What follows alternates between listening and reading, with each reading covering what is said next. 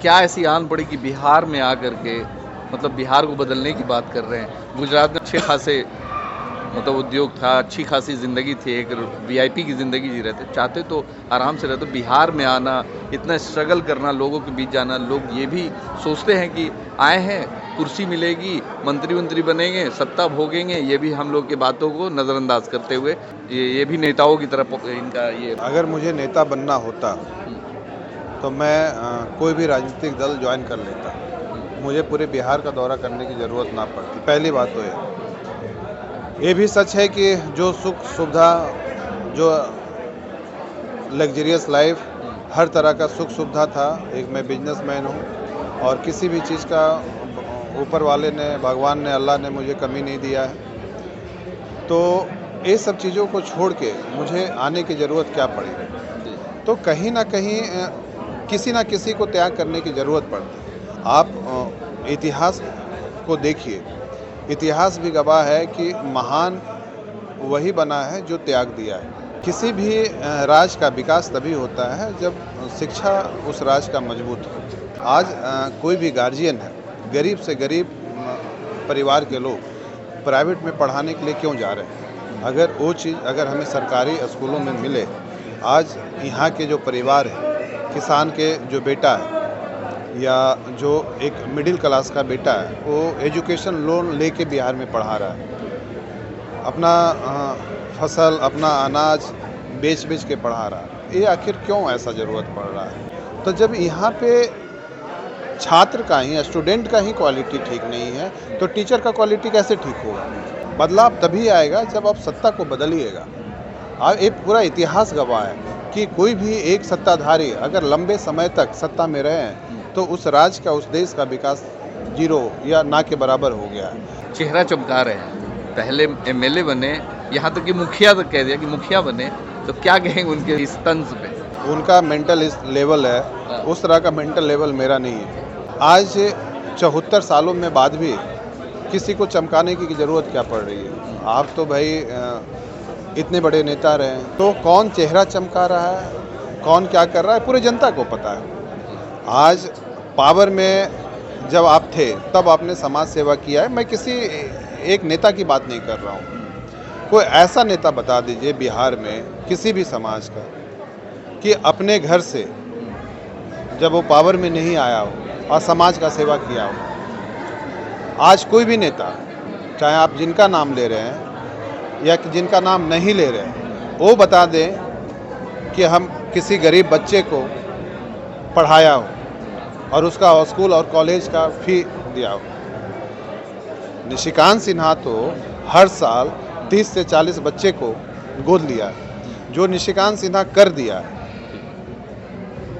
अच्छा, वो पावर में भी रह के वो लोग नेता नहीं कर पाए।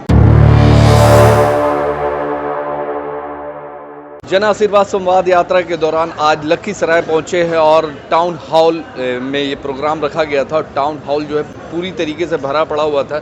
सर, जहां पे आपका ये प्रोग्राम हो रहा था टाउन हॉल, इसके बाहर में एक ग्राउंड भी है जहां पे बच्चियां, खासकर जो बिहार की बच्चियां फिजिकल की तैयारी करती हैं, कंपटीशन की तैयारी करती हैं, जब हमने उनसे पूछा और उनसे बात किया तो काफ़ी मतलब सिस्टम को लेकर काफ़ी तरसते कि वो उस तरीके का जो तैयारी करने के लिए उनके पास इक्विपमेंट होना चाहिए, जैसे ग्राउंड की बात की और भी बहुत सारी कमियां बताई।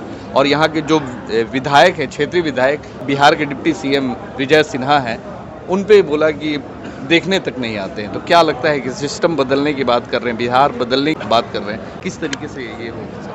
ये तो सच्चाई है कि ये आपको एक उदाहरण आपको मिला क्योंकि आपके सामने वो बच्चियाँ आए हैं तब। ऐसे ऐसे सैकड़ों उदाहरण हैं। पहली बात तो ये तो सेकेंडरी चीज़ है कि फिजिकल का इक्विपमेंट नहीं दिया गया है। सवाल ये है कि स्कूल में शिक्षा को, व्यवस्था को मजबूत करने के लिए क्या सिस्टम डेवलप किया गया? सवाल वो है। किसी भी राज्य का विकास तभी होता है जब शिक्षा उस राज्य का मजबूत हो, एजुकेशन सिस्टम मजबूत हो। आज बिहार का एजुकेशन सिस्टम है, आज आप देखेंगे तो बच्चे को सही से शिक्षा नहीं मिलता है, सच्चाई। आज कोई भी गार्जियन है, गरीब से गरीब परिवार के लोग प्राइवेट में पढ़ाने के लिए क्यों जा रहे हैं? अगर वो चीज़ अगर हमें सरकारी स्कूलों में मिले, आज यहाँ के जो परिवार है, किसान के जो बेटा है या जो एक मिडिल क्लास का बेटा है, वो एजुकेशन लोन लेके बिहार में पढ़ा रहा है, अपना फसल, अपना अनाज बेच बेच के पढ़ा रहा है। ये आखिर क्यों ऐसा ज़रूरत पड़ रहा है? क्योंकि यहाँ की सरकारी जो स्कूल की जो व्यवस्था है वो बिल्कुल भी दूसरे राज्य की कंपेयर में करेंगे तो सबसे लोअर लेवल का है। और यहाँ पे जो टीचर का जो क्वालिटी है, टीचर का भी क्वालिटी स्टूडेंट के साथ साथ वैसा ही है। आप देखिए कि कोई भी टीचर अगर यहाँ पे बन रहा है तो कल वही स्टूडेंट बनेगा, कोई बाहर से तो टीचर यहाँ पे आ नहीं रहा है। आज यहीं का व्यक्ति तो टीचर बनेगा ना। तो जब यहाँ पे छात्र का ही, स्टूडेंट का ही क्वालिटी ठीक नहीं है तो टीचर का क्वालिटी कैसे ठीक होगा? जब पेड़ का जड़ ही खराब रहेगा तो फल आप कैसे उम्मीद करते हो कि अच्छा होगा? बिहार के युवा खासकर इस बार उम्मीद कर रहे हैं कि इस बार युवाओं को सत्ता में आना चाहिए और खासकर युवाओं की एक मेजोरिटी ज़्यादा होनी चाहिए ताकि हम युवाओं की बात हो। देखिए, एक जनरेशन गैप तो होता है, एक अहम भूमिका होता है। और किसी भी युवा की तो बात तो ठीक है, लेकिन किसी भी बदलाव तभी आएगा जब आप सत्ता को बदलिएगा। एक पूरा इतिहास गवाह है कि कोई भी एक सत्ताधारी अगर लंबे समय तक सत्ता में रहे तो उस राज्य का, उस देश का विकास जीरो या ना के बराबर हो गया है। तो हर चीज़ में बदलाव जरूरी होनी चाहिए। खासकर यहाँ के जो युवा हैं इस बार चाहते हैं कि नॉन पॉलिटिकल बैकग्राउंड से जो लोग आते हैं उनको मौका मिलना चाहिए, आप जैसे लोगों को। बिल्कुल सच्चाई है। देखिए, जो जब तक निस्वार्थ भावना से आप राजनीति करने नहीं आइएगा, जब तक बिहार का या किसी भी राज्य का, किसी भी क्षेत्र का विकास नहीं होगा। आज आप देखिए कि कौन ऐसा क्षेत्र है बिहार में जहाँ की विकास की गुंजाइश नहीं है। हर क्षेत्र में, चाहे स्वास्थ्य का, आप देखिए कि एक जिला का एक छोटी सी बीमारी होती है, उसको अगर मैं नवादा से हूँ, अगर पथरी का भी इलाज करवाना है तो नवादा सदर अस्पताल में नहीं होगा, उसको पीएमसीएच में आना पड़ता है। क्या पथरी का इलाज नवादा में सदर अस्पताल में नहीं हो सकता? ये हार्ट का सर्जरी है या न्यूरो का सर्जरी है, तो यहाँ जिला लेवल का जो सदर अस्पताल है उसमें भी किसी भी तरह का इलाज का कोई सुविधा नहीं है। एक खास सवाल सर, आपके एक बड़े नेता, आपके समाज के ही एक बड़े नेता ने आप पे आरोप लगाया कि चेहरा चमका रहे हैं। पहले एमएलए बने, यहाँ तक कि मुखिया तक कह दिया कि मुखिया बने, तो क्या कहेंगे इस तंज पे? देखिए, ऐसे चीज़ों का जवाब देना, जो उनका मेंटल लेवल है उस तरह का मेंटल लेवल मेरा नहीं है। तो हर किसी का एक अपना मेंटल लेवल होता है, हर किसी का एक सोचने का नज़रिया होता है।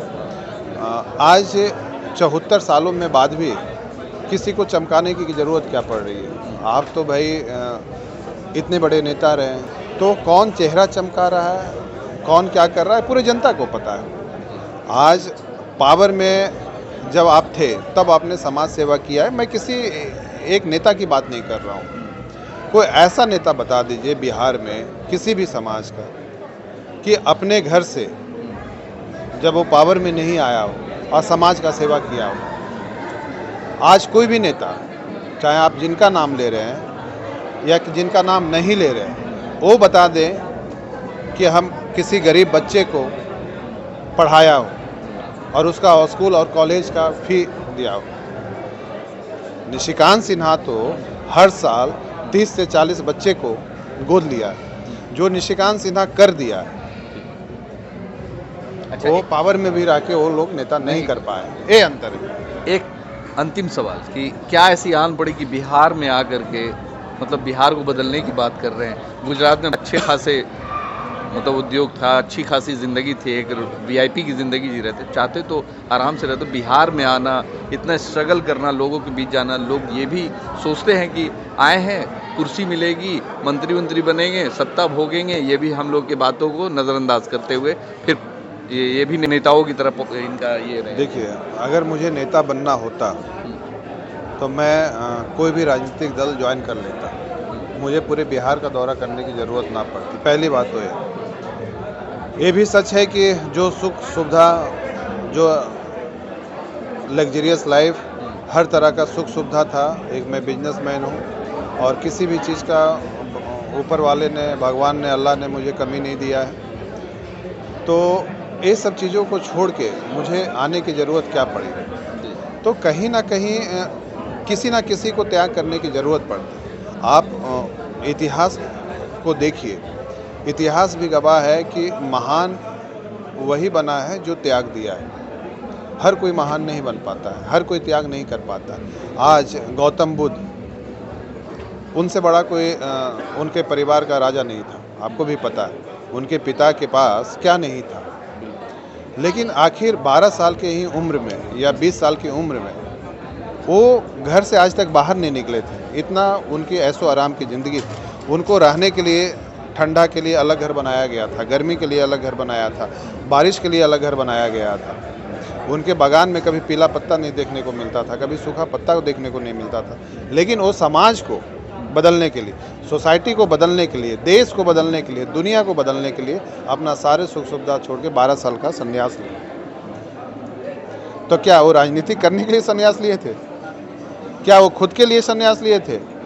क्योंकि उनको पता था कि अगर मैं अपने आप को बदलूंगा तो मेरे द्वारा पता नहीं लाखों और करोड़ों लोग बदल जाएंगे।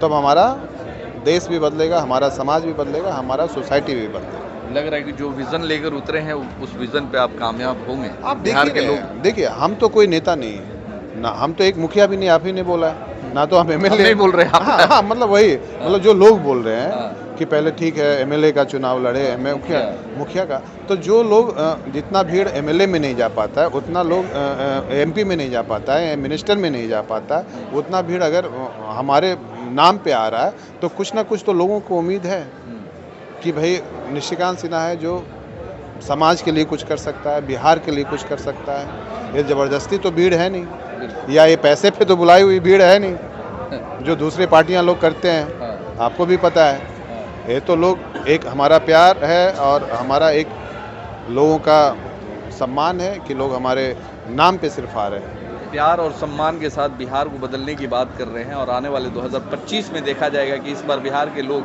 सचमुच में बदलाव चाहते हैं क्या, सचमुच में युवाओं के हाथ में सत्ता सौंपना चाहते हैं जो बिहार को बदलने की बात कर रहा है, बदलाव बिहार की बात बिहार की कर रहा है। ऐसे लोगों को लाएगी निशिकांत सिन्हा जैसे युवा को लाएगी और बिहार का विकास और भी ज़्यादा तेज़ी से आगे बढ़ेगा। क्या कुछ होगा आने वाले वक्त में देखा जाएगा। धन्यवाद।